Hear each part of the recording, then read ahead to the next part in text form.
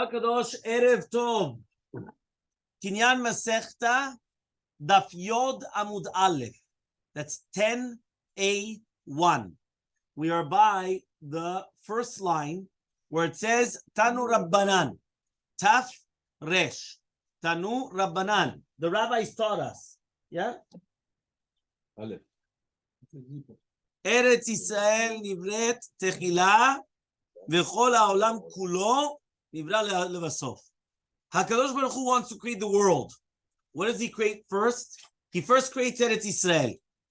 And then he creates everything else. How do we know that? Right? It's, for example, you want to do something. So the first thing you're going to do is something which is most precious. And afterwards, you're going to come and you're going to do everything else. You understand? Because why? You have priorities. A person has priorities, he understands. First is Michan Alvit, and then afterwards he comes and he does, the, what's it called? Kinyan Masechta. Then afterwards he's going to come. And after he's going to eat, right? He doesn't get everything mixed around. First is Eretz Yisrael, and then the rest of the world. Okay. How do we know that? It's a pasuk. The pasuk of Mishle says, Shneimar, Ad lo asa eretz v'chusot. For the fact that it's not written eretz and then chutzot, it's mashma, the first was done, eretz. What's eretz? When you say haaretz, what's the haaretz? Eretz Israel. Right? Yisroel. Exactly. Yeah? Welcome to Israel. Yeah, it's Eretz Israel. And then afterwards it's chutzot. So first was done Eretz Yisrael, which that's the Ikar. And then afterwards it's Chutz Haaretz. Beautiful. Next, we're already talking about, right, the concept of Eretz Yisrael. Eretz Yisrael, mashke ota HaKadosh Baruch Hu be'asmo. Israel, do you know what happens in Israel? HaKadosh Baruch Hu bichvodo uve'atzmo comes, and he is going to give it to rain. He's going to give it to drink, the land of Israel. V'chol ha'olam kulo, but all the rest of the land, all the rest of the world, l'idei shaliach. It's a shaliach. It's not Hashem. Shaliach. How do we know that? Shneimar. It says in a pasuk. There's a pasuk where in Yov, the pasuk says, "Hanoten matar al penei aretz v'sholeach ma'im al penei chutzot." When it says "Hanoten matar al penei aretz is what? Penei aretz. Everyone's with me. Penei aretz is the land of Israel. But how are you giving it? Hanoten. Who's the noten? HaKadosh Baruch Hu bichvodo b'atzmo. He's the one that's noten matar al penei aretz. However, though, when he's sending it to chutzot, to the outskirts, to the diaspora, it's sholeach ma'im al penei chutzot. It's alidei shaliach. So that's why that's the HaKadosh Baruch Hu bichvodo b'atzmo noten matar al penei aretz. And then when it says sholeach ma'im al penei chutzot, shaliach. Eretz Yisrael. Eretz Yisrael shote megeshamim. Eretz Yisrael, they drink the rainwater. V'chol ha'olam kulo mitamtzit. The exact opposite of what he said before. But that means basically that Israel gets the rainwater. We get the tamtzit of the rainwater. The tamtzit is like the concentrated from the rainwater, meaning it's not the real rainwater. It's like the diluted version. Now, how do we know this? Because it says in the pasuk, "Hanoten matar al penei aretz, sholech ma'im al penei chutzot." So when it says penei aretz, what's he noten? Matar. He's giving rain. So noten matar al penei aretz. Eretz Yisrael, they get the matar. The sholech ma'im al penei chutzot. Right? What are we referring to there? There it's sholech ma'im al penei chutzot. The chutzot is only getting ma'im. They're not getting the matar. They're not getting the real rain. They're getting mashenishar, ma'im nisharim, as they say. Okay, that's going to be next one. Next, Eretz Yisrael shotet techila. Yeah, Eretz Yisrael is going to be drinking at the beginning. V'chol ha'olam kulo levasof. So Eretz Yisrael is drinking at the beginning, and the entire world at the end. How do we know? Shneimar, it says in pasuk. Hanoten matar al penei aretz, sholech ma'im al penei chutzot. The fact that first Hashem gives to rain to Eretz Yisrael, and then afterwards he gives to the penei chutzot. So it's also meaning this is something incredible because you see from the exact same pasuk, Avanoten matar al penei aretz, sholech ma'im al penei chutzot, that we just learned that was the entire concept of how HaKadosh Baruch Hu is creating the world, and so on and so forth. From that same pasuk, we're learning one after another different things. Whether it's first HaKadosh Baruch Hu created the world, right? Or that the truth is they learn from another pasuk. But first HaKadosh Baruch Hu gives to drink to Eretz Yisrael, and then through the rest of the world, it's shaliach from the same pasuk. Number two, that the Eretz Yisrael gets the matar, and everyone else gets the tamtzit. Number three, Eretz Yisrael drinks at the beginning, and the rest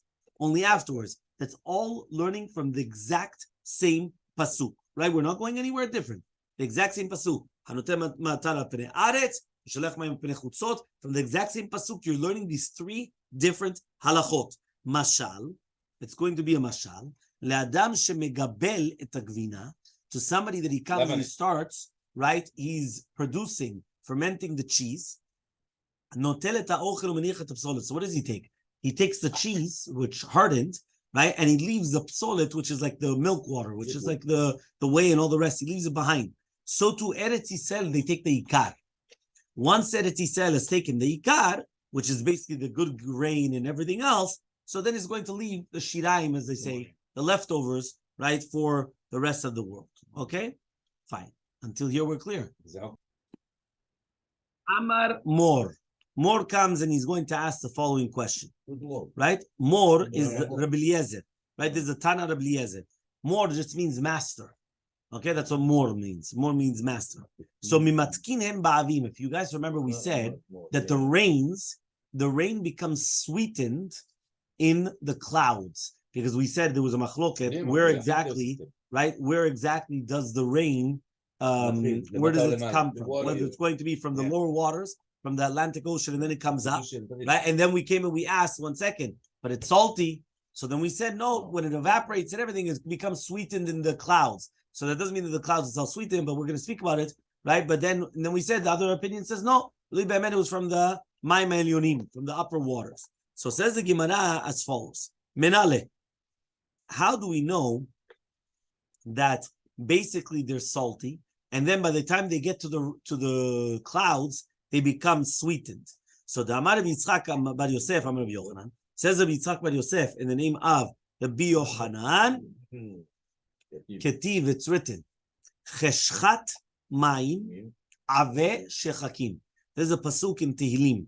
So the Cheshchat Mayim Ave Shechakim. I don't know if you ever realized. Did you ever realize you go outside and all of a sudden it looks very dark? Mm-hmm. Yeah, okay. Yeah, why is it that way? Because Cheshchat Mayim Ave Shechakim. What does that mean? That means all of a sudden the rain, because of the rain that's going to start raining, it looks like it's pitch black. It looks like it's darkness. And really, it's in the middle of the day. What happened? That comes to this pasuk. Cheshchat Mayim. Cheshchat Mayim is choshech. Right? Choshech. Which means that the water, because of the Ave Shechakim, it darkens the firmament, that it looks like it's mamash choshech. But there's another pasuk that says in Shemuel, Shechakim is the firmament, the Shemaim. Okay? Now it says Cheshchat Mayim Ave Shechakim. It's because of the Avim. The Avim is the clouds. Okay? Of the Shechakim, of the firmament. Uchtiv, and it's written Chashrat Mayim Ave Shechakim. Now in this pasuk, when it says Chashrat is talking about, if you remember when he said Chashrat was when they're connecting themselves together like a sieve. You remember we said it was Kishura Avim, right? That they come like, or it becomes like that they're connecting each other, or it becomes like a sieve. So all the water just pours down, right? So therefore, he comes and he says like this. He says, what are you supposed to do? Shekol kaf ushti shekol kaf ushti areish. What does that mean? You have to take the kaf from chashchat, and you have to put it together with the reish, right? Which the chashrat and chashchat, correct? Chashchat. So now what does it become? Ukribe. So now you're going to read it chachsherat, meaning you, instead of, one more time, you had chashrat and you had cheshchat. Put them together, chachsherat. What does that mean? You're putting the chaf there, and you're also putting the reish there, right after. So now you have chachsherat. What is chachsherat? Hachsharat, which means so you put the kaf, you put it before the shin. you're putting the kaf before the sheen, and you're throwing the reish after the sheen. Why would you? Why is it combined in? So basically, in order to actually make it that it should make sense, what they did is that they had it leachshir. So in order to make it kasher, they had to put the kaf before and the resh afterwards to make it kosher. So therefore, hachshirat, which is like leachshir. So it's a type of a purification process of the water in the clouds. And that's why they said that that's how we know that they become sweetened in the clouds. That's how you're learning it from the two different psukim, putting them together, right? And that's exactly what's going on. Can you go back in the words of Shekol? Now, if you guys realize this was all going in the Shita of Rabbi Eliezer, because Rabbi Eliezer was the one that said that where does the water come from the Okeanos, and then it comes to the Shamayim, and then it's going to come down. But according to Rabbi Yoshua, that is coming from the Mayim Elyonim, from the upper waters. Rabbi Yoshua, what does it do? What does he say with these psukim? In one pasuk it says cheshchat, and one of them it says chashrat mayim. What do you make a drasha on it? For us, we made a beautiful drasha. Cheshchat, chashrat, yeah, all these things you heard. Yeah. So it makes sense. What are you going to do with this? So Savala, he holds behani krai with these psukim. What are you going to make a drasha? So Savala kiha, he holds the chiyata Rav Dimi when he says like Rav Dimi. Amar, he said Amri b'Marava. They said Marava. Nahura naneh. If the ananim are meirim, right, which means that they're very, very light. Meir is to illuminate, right? If they're very light, they're not dark. Zirin mohi, so that has a very, very small amount of water. Chashuch ananeh, but if they're very, very dark, sagyan mohe, they're full of water, right? That's what the Yoshua comes and he says. So that's why when he went and he said the avim are chashuchim, it means there's a lot of mayim. But when they're behidim, right? So then there's not a lot of water. That's what behidim, bahir is light. Right. It's bright, That's exactly light. what we see. When it's dark, Exactly. It's going to And that's what he says. That's what you learn from when it says chashrat mayim aveshechakim or cheshchat. Cheshchat mayim aveshechakim means that there's tons of water, right? That's cheshchat mayim. And chashrat mayim is when it's very small amount of It's water. not the same thing that we said before. No, 100%, because now we're talking about according to Shitat of Yoshua. So Rabbi Yoshua comes and he says cheshchat mayim is coming to hint to you that when it's choshech, it means that there's a lot of rain. But when it says over here, the other one, which is going, that's why, because besides the fact of cheshchat, which is going to be kipshuto, he says that the other one is chashrat. What is chashrat? In Lashon Kvara, right? Which is basically going to be like a sieve, which is very, very small amount of water. But the Marsha, he also wants to say another explanation as well, but we're not going to get to that. Basically, what we're talking about is there a lot of water or a little water? But it was cheshchat or chashrat. Cheshchat, choshech, a lot of water. Cheshrat, very little amount of water, because obviously there's a small.